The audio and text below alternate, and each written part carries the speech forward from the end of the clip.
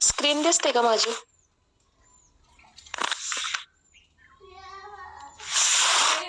Hello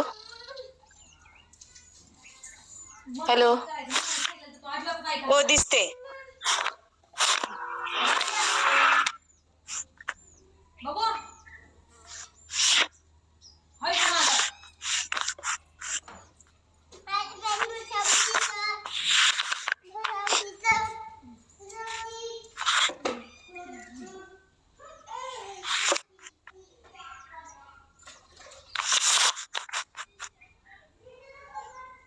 बघा विद्यार्थी मित्रांनो, आज आपण इयत्ता 6वी विषय मराठी पाठ क्रमांक 7 परमवीर चक्र हे प्रकरण आपण बघणार आहोत.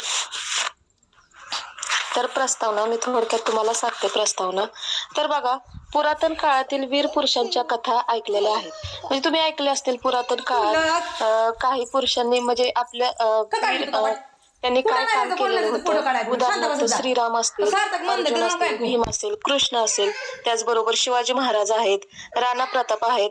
यांनी देखील काय केलेलं आहे, काहीतरी शौर्य असं काहीतरी करून दाखवलेलं आहे. त्याचप्रमाणे आज हे आपल्या बघा सर्वांच्या सुरक्षिततेसाठी स्वतःच्या प्राणांची आहुती देणारे सैनिक किंवा शूर सैनिक आजही आपल्या देशामध्ये आपल्याला दिसून येतात. तर त्यांच्या या शौर्याला वंदन करण्यासाठी सन्मान पदके दिली पाहिजेत. आता उदाहरणार्थ जर आपण बघितलं, आपण जर शाळेत ही वगैरे जर बघितलं, तर एखाद्या मुलानं जर उत्कृष्ट कामगिरी केली तर त्याला काहीतरी सन्मान दिला पाहिजे ना, सन्मान त्याच्यासाठी. आवाज येतोय का माझा? हॅलो हॅलो, हो येतोय मॅडम. हा, तुम्ही रिस्पॉन्स द्या म्हणजे मला समजेल आवाज येतोय का नाही वगैरे. हा, तर आता आपण आपल्या शाळेत जर एखाद्या मुलानं चांगली कामगिरी वगैरे केली असेल तर आपण काय करतो त्याच्यासाठी? काय करू शकतो आपण? त्यांना पुरस्कार देतो किंवा एखादं सन्मान पत्रक हे वगैरे देत असतो. त्याचप्रमाणे शूर सैनिक जे आहेत ते देखील आपल्या जीवाची पर्वा न करता आपल्या देशासाठी काहीतरी म्हणजे चांगलं करत असतात किंवा मरण पत्करत असतात. मग त्यांच्या या शौर्याला किंवा त्यांच्या या धाडसासाठी काहीतरी आपण त्यांना देणं गरजेचं आहे. मग त्याच्यासाठी आपण काय केलं जातं, तर सन्मान पदके त्यांच्यासाठी किंवा पुरस्कार आपण त्यांच्यासाठी प्रदान करत असतो. मग आता हे पुरस्कार जे आहेत ते वेगवेगळ्या प्रकारचे पुरस्कार आहेत. जर आपण बघितलं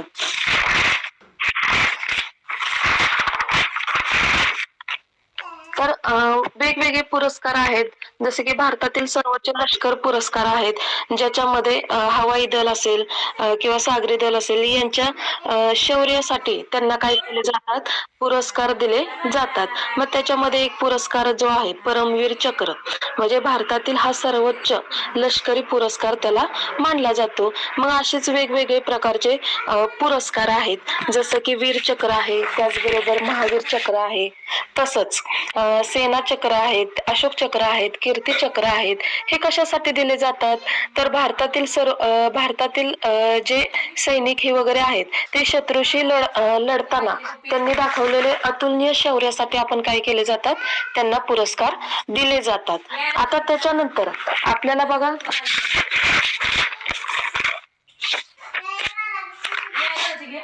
एक या पाठामध्ये तुम्हाला एक कथा दिलेली आहे, दंतकथा दिलेली आहे, इंद्रावज कथा म्हणून त्या कथेचं नाव आहे.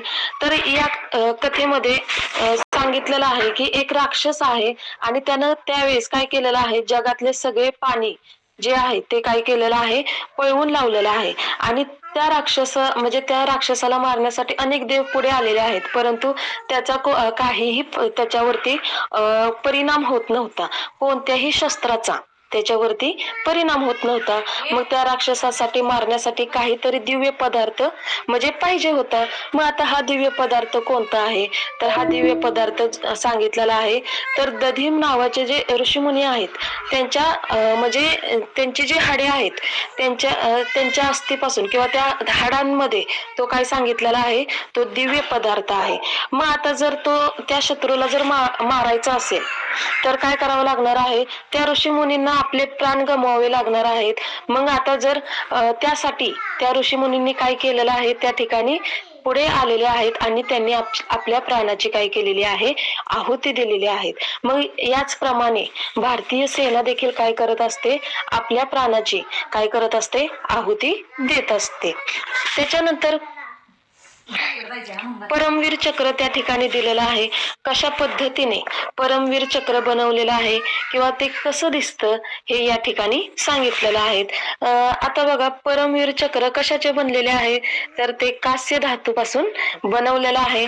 त्याचबरोबर कापडी पट्टीचा त्याच्यामध्ये जो रंग दिलेला आहे तो कसला कलर आहे, जांभळा कलर आहे. त्याचबरोबर दर्शनी बाजू म्हणजे समोरची जी बाजू आहे त्याच्यामध्ये काय सांगितलेलं आहे, मधोमध भारताचे राष्ट्रीय जे बोध चिन्ह आहे ते त्या ठिकाणी दाखवलेलं आहे. आणि जे मागच्या बाजूला 2 कमल पुष्प दिलेले आहेत आणि त्या ठिकाणी हिंदीमध्ये त्या ठिकाणी लिहिलेलं आहे परमवीर चक्र. आणि त्याचबरोबर त्या ठिकाणी इंग्रजी शब्दांमध्ये पण त्या ठिकाणी काय केलेलं आहे, परमवीर चक्र असं लिहिलेलं आहे. मग या ठिकाणी बघा, तुम्हाला या ठिकाणी परमवीर चक्र कसं आहे ते या ठिकाणी दाखवलेलं आहे. बघा, मी झूम करून दाखवत आहे. तर मधोमध बघा, आपल्या भारताचे जे बोध चिन्ह आहे ते या ठिकाणी राष्ट्रीय बोध चिन्ह जे आहे ते या ठिकाणी दाखवलेलं आहे. ही जी बाजू आहे ती दर्शनी म्हणजे समोरची बाजू आहे आणि पुढे जी दिलेली आहे ती पाठीमागची बाजू आहे. म्हणजे बघा, या ठिकाणी हिंदीमध्ये परमवीर चक्र लिहिलेलं आहे आणि तिथंच खाली काय केलेलं आहे, इंग्रजीमध्ये परमवीर चक्र लिहिलेलं आहे. तर या प्रकारे हे परमवीर चक्र अतिशय मौल्यवान आहे. त्याचबरोबर हे जे परमवीर चक्र आहे त्याचं डिझाईन कोणी ना कोणीतरी बनवलेलं असतं. मग आता हे जे डिझाईन आहे ते कोणी बनवलेलं आहे, तर या ठिकाणी सावित्रीबाई खानोलकर. बघा, परमवीर चक्राचे जे पदक आहे त्याचे डिझाईन कोणी बनवलेलं आहे, सावित्रीबाई खानोलकर यांनी तयार केलेलं आहेत. त्या मूळच्या कोणत्या आहेत, युरोपियन आहेत. परंतु सेनेतील एक अधिकारी आहेत ज्यांचं नाव बघा विक्रम खानोलकर आहेत. यांच्याशी त्यांचा काय झालेला आहे, विवाह झालेला आहे आणि त्या काय झालेल्या आहेत, भारतात आलेल्या आहेत. आणि त्यांचं काय सांगितलेलं आहे, भारतावरती प्रचंड प्रेम आहे. त्याचबरोबर त्यांनी भारताचे नागरिकत्व स्वीकारलेलं आहे. शिवाय भारतातील कला परंपराचाही खूप अभ्यास केलेला आहे. मग त्यांना मराठी भाषा किंवा हिंदी भाषा या भाषा देखील त्यांना अवगत आहेत. या ठिकाणी बघा, त्यांनी परमवीर चक्राची जी डिझाईन आहे ती त्यांनी स्वतः बनवलेली आहे. त्याचबरोबर या ठिकाणी त्यांचा फोटोही वगैरे या ठिकाणी दाखवलेला आहे. तर या मूळच्या युरोपियन वंशाच्या आहेत. परंतु भारतीय सेनेतील एक अधिकारी जे विक्रम खानोलकर आहेत यांच्या त्या काय आहेत, म्हणजे त्यांच्याशी विवाह करून त्या इथं आलेल्या आहेत आणि भारताचे नागरिकत्व त्यांनी स्वीकारलेलं आहे. आता याच्यामध्ये आपण ज्यांच्याविषयी माहिती घेणार आहोत हे एक परमवीर म्हणजे यांना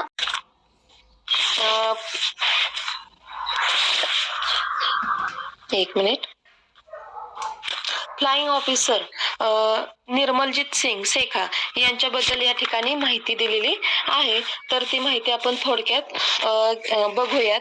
तर बघा, 14 डिसेंबर 1971 शत्रूची 6 सेबर जेट विमाने श्रीनगर हवाई क्षेत्राकडे हल्ला करण्यासाठी झेपावलेली होती. हा काळ कधीचा सांगितलेला आहे, 14 डिसेंबर 1971 मध्ये.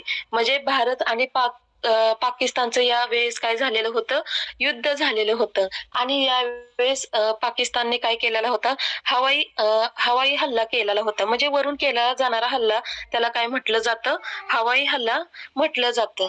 आणि त्या ठिकाणी तेथे नियुक्त असणारे फ्लाइंग ऑफिसर निर्मलजीत शेखा हे त्या ठिकाणी होते आणि ते त्यासाठी सावधच होते. बघा, ज्यावेळेस युद्ध ही वगैरे होत असतात किंवा जे आपले सैनिक हे वगैरे बॉर्डर वरती असतात, तर त्या ठिकाणी ते नेहमी काय असतात, सावध असलेले असतात. त्याचप्रमाणे हे फ्लाइंग ऑफिसर निर्मलजीत देखील काय होते, त्यावेळेस त्या ठिकाणी सावध होते.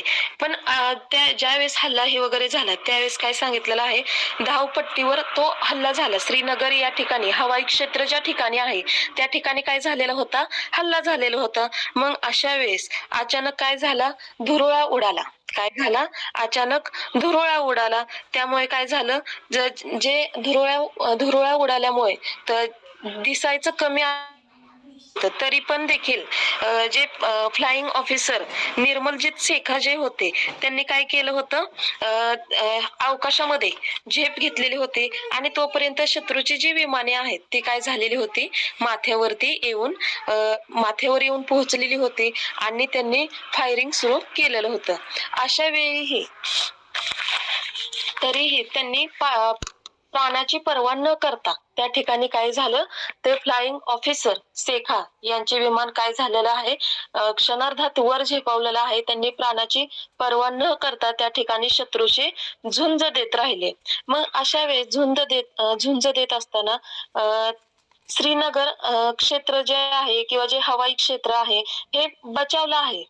कशामुळे, तर जे फ्लाइंग ऑफिसर जे आहेत शेखा यांच्यामुळे, यांनी जे शत्रूशी लढाई केली किंवा हल्लेखोरांना माघारी पळवले, त्यामुळे काय झालेलं आहे, ते क्षेत्र बचावलेले आहे. परंतु या भीषण लढाईमध्ये काय झालेलं आहे, फ्लाइंग ऑफिसर जे आहेत यांचं विमान काय झालेलं आहे, कोसळलेलं आहे आणि त्याच्यामध्ये त्यांना प्राणाची काय झाली आहे किंवा आपले प्राण गमावलेले आहेत. म्हणजे एक प्रकारे त्यांनी काय केलेलं आहे, आपले प्राणाची आहुती दिलेली आहे.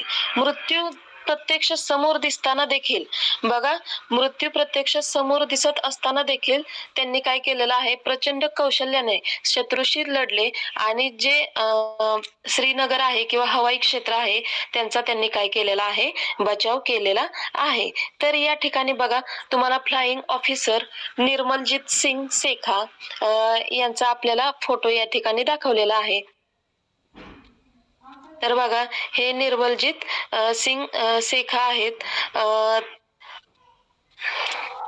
दिसतोय तुम्हाला या ठिकाणी फोटो, स्क्रीन दिसते माझी?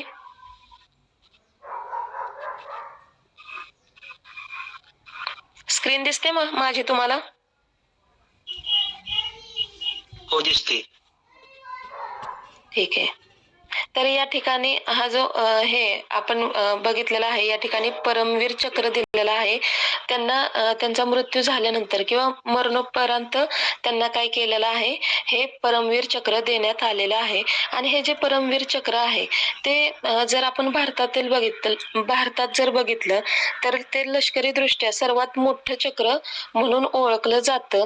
आणि हे फक्त 21 शूरवीर जे आहेत त्यांना फक्त मिळालेला आहेत.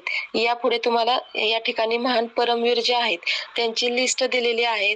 जे 21 जण आहेत त्यांना काय झालेले आहेत, हे परमवीर चक्र देण्यात आलेले आहेत.